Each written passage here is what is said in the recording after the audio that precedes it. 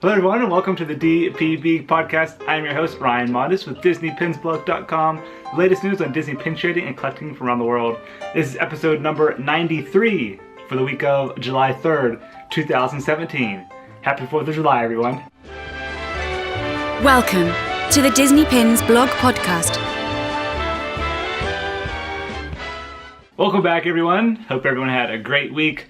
Lisa and I are together for this episode, so hopefully our quality is a little bit better than the last episode. Yeah, it was really bad. It was, but yeah, sorry for that. We had some Skype problems. So before we jump into the pin news this week, I just want to do a little housekeeping. First, our Instagram 10K giveaway has ended, and we chose a winner. The name was up on the website, so go ahead and check that out. We already emailed the winner, so you probably know if you won already or not. And then next, I want to head into the forums because on last week's episode, for episode 92, we talked about our top 10 favorite places to pin trade at Walt Disney World. We asked in the forums on both coasts, what's your favorite place to pin trade? And Pin Trader Sam said the Disney Clothes Store. He said it's on Main Street next to Crystal Arts. And he also said his other favorite place is the Westward Ho Trading Company store because a lot of people trade there as well. That's really cool. Pin Fan 92 also said the World of Disney and Disney Springs. Wow, he agreed with me. Yeah, that was on your list. Good job, Pin Fan 92. Yeah. And then one other thing before we jump into pin news is we have another event announcement, and we have a blog post up about it. This is coming from PinPix. They have a pin trading night coming up in August, right after the Love is an Adventure event. So if you're heading to Walt Disney World for the Love is Adventure event, you have tons of pin trading opportunities. You have Disney's event on Thursdays, the check-in day, and then it's Friday and Saturday all day. And PinPix event is Thursday night, Friday night, and Saturday night, all after the event. It's at the Swan Hotel. So there's information up about that on their website right now. It's sponsored by PinCon World, Pinopolis Games, and Ridge Travel. And then if you're also in town, you can hit up the full day event on Sunday, which is Pin Trading is Love event. And that's from 8 to 4 at the Holiday Inn at Disney Springs. So lots of pin trading opportunities coming up in the next couple months here. So I think that'll do it for our housekeeping. Now let's jump right into the pin news. Okay, first we're going to start off with cast member pin releases at Walt Disney World. There's 2 new pins that were spotted recently. One features the Cinderella Castle, and it has a dangle element on the bottom that reads Worldwide Cast Travel Company. And then there's another one that's the Magic Kingdom sign, which is really cool when you're driving in, and it has like that hipster style Mickey on it. Yeah, I think he's like on his cell phone too. Yeah. Really modern looking Mickey. And then another cast member pin release over at Disneyland. They're celebrating their 62nd anniversary. And they had a really cool pin that came out, available at Company D, and it features a boy and a girl riding the Matterhorn bobsleds. And it reads Disneyland 62nd Anniversary on it, and that's a limited edition of 500. Heading over to Shanghai Disney Resort, they had another first anniversary pin release. 2 new pins came out, and these are limited release pins. One features the castle at Shanghai with a 1 on it, and there's another gold sparkly one, and it says first anniversary. And also over at Shanghai, we talked about their summer event that's going on. Well, the first couple pin releases during the summer event have been released. 2 of them are limited edition of 800, and then there's a jumbo pin that's limited edition of 1000. Alright, another big piece of news that came out this past week was the Kingdom of Cute Mystery Pin Collection. This was pretty nuts, unannounced.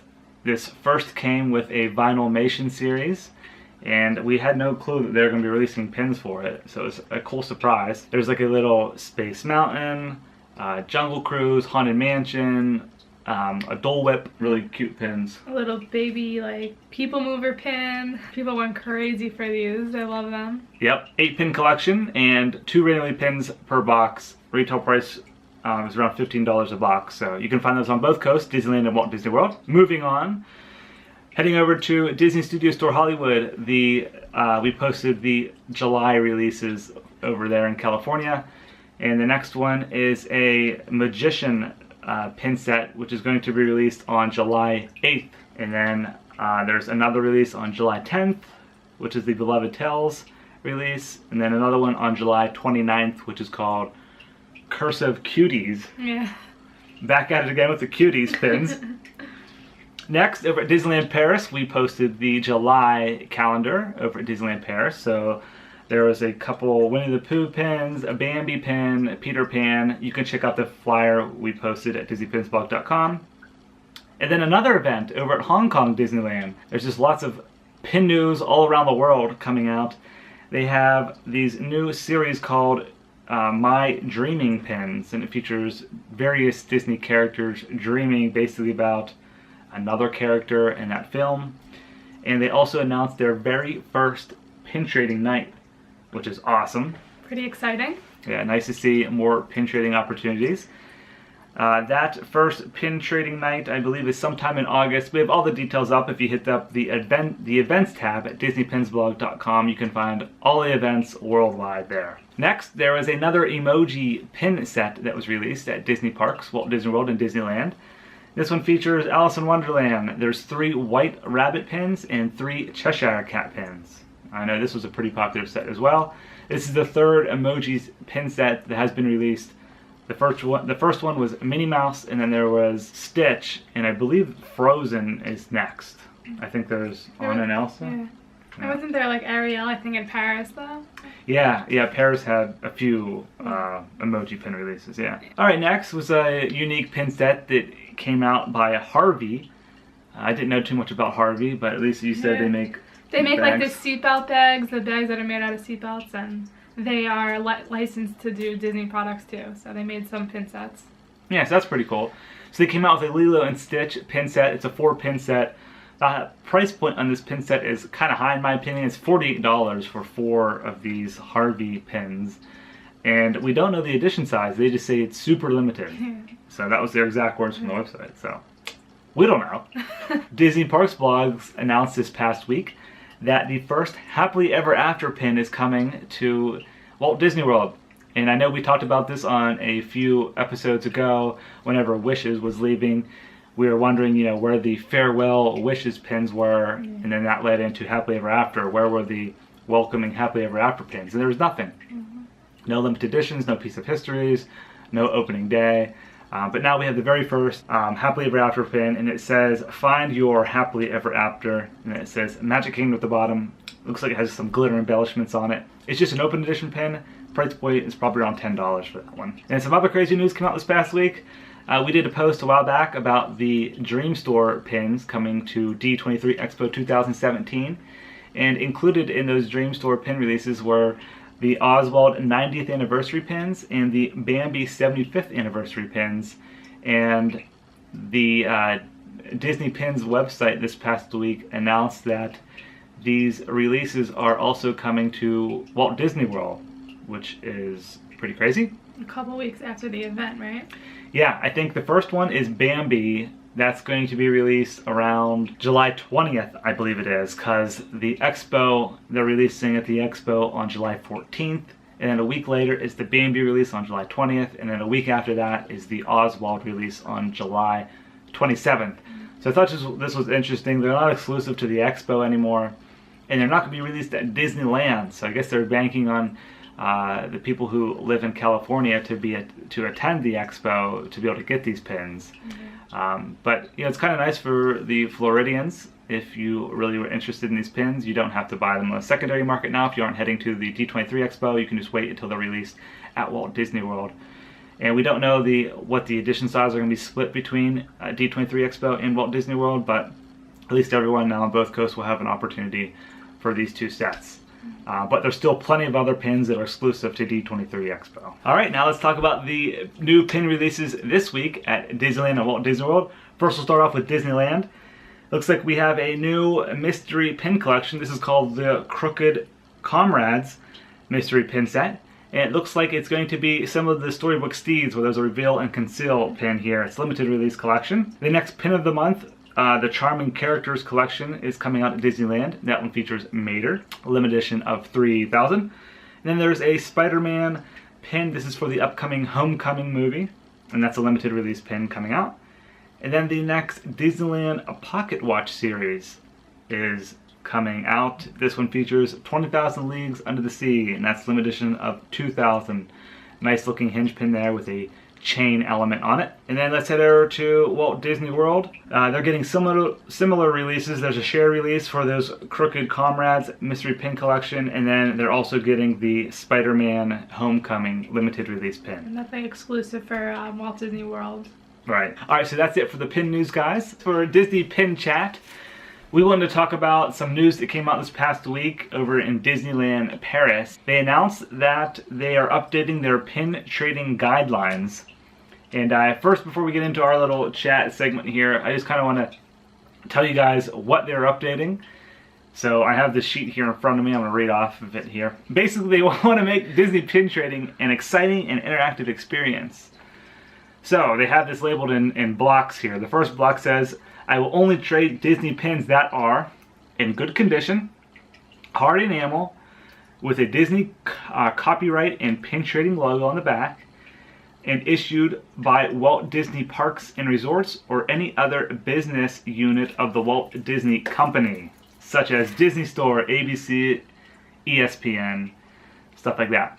The next block down says, I will not trade Disney Service pins, Spirit of Disneyland Resort pins, the Walt Disney Legacy Award pins, Disney Language pins, Disney Name pins, and the last one, counterfeit pins or pins raising suspicion of being counterfeit with no Disney copyright. And at the bottom it says, I will follow and respect Disneyland Paris safety rules and or safety rules communicated by cast members during pin trading events. I will also only trade one pin at a time, hand to hand, trade pins with the backs attached, offer a pin that is not already displayed on a cast member's lanyard, and refrain from touching other person's pins or lanyard. If you need a closer look, I will ask the person wearing the lanyard if they can bring it into a clear view. That was the gist of it, and that was, pretty exciting to hear. So I feel like this might be Disney's first attempt at getting the counterfeit business under control. We all know that there's scrapper pins and fake pins in the parks, and this seems like Disneyland's Paris' first attempt at maybe eliminating some of those scrapper pins, because we all know at Disney parks in America, they are everywhere. Cast members on their lanyards, on the pin boards, at resorts, in the parks. So it's gotten out of control in the past few years. So that was kind of the question for this week in the forum. What are your thoughts on this? My opinion is this is a good thing. This is kind of a step in the right direction. But in my opinion, it comes down to cast member education. So the cast members have to know which pins are counterfeit, because a lot of these counterfeit and scrapper pins do look very real, and you might just have an eye that's missing or something really close at the pin. Obviously, cast members aren't going to be able to look at every single pin very closely and tell if it's a scrapper or not. What's your opinion on this? The same thing as you. I feel like if the cast member isn't into pins and they're not pin traders, they're not going to know, because scrappers have become very looking like the real pins. It's just like minor color differences, and the backs are even good now. Like, you can't go by, like, if it's the Mickey head is off to the side anymore. You can't even go by that anymore. So it's really, really hard to tell. But I hope they enforce it well, because the lanyards have become very bad to get pins that you like on them. Yeah. Some of the known signs, I think the biggest signs of a scrapper pin is the metal feels very light. Yeah. It's not thick. Sometimes has sharp edges on it. Yeah. And a lot of times the Mickey waffle print on the back doesn't go completely off the edge. There's a border around it. Yeah. So that's a sign. Sometimes that's not even anymore. Right. Sometimes it's not even the case anymore. Look at the coloring. The coloring, I think, is a big thing. It looks faded. It could be a scrapper. That's good that they're not they won't accept, like, if they already have a, let's say, like a Mickey watermelon pin on their lanyard already, they won't take another one of those. So they're going to have variety on their lanyard, so that's good. Because I know when I trade with cast members, there's already a bunch of the same pins on there already. They don't really enforce that. That's true. I've seen cast members before that have sometimes a lot of the same ones on there. It's annoying. Like, it is. You want to have a choice. Yeah, you need variety. Oh, yeah, one other thing I just thought about. According to these new rules at Disneyland Paris, you would not be able to trade box lunch pins, Hot Topic pins. Even though these are official Disney pin trading pins, they say in the rules of the guidelines that it must have the pin trading logo on the back, as well as the Disney copyright. Those pins are official Disney pins, but they do not have the pin trading logo on the back, so you wouldn't be able to trade those pins at Disneyland Paris. I believe in America, you can trade them at the parks. The cast members will accept them. Yeah. Because I've even traded like the AMC pins to cast members before. Right, yeah, the AMC like theater pins. They're just not as strict. Maybe the rules will transfer over, but as of now, it's not there. Yeah. So what are your guys' opinions on this? I'll start a thread in the forums. Let us know your opinion. And do you think these new pin trading guidelines will be coming to Disney parks in America? Yeah, that's all we have for episode 93 of the DPB Podcast. Hope everyone has a great week and a happy and safe 4th of July. Flash, do you want to say anything? I wanted to give a nice shout out for Flash for joining us. He's been very good. Yeah. A little baby. He's been chilling the whole time, helping us out. So, all right, guys, thanks for listening and watching. Really appreciate it. See ya. Bye.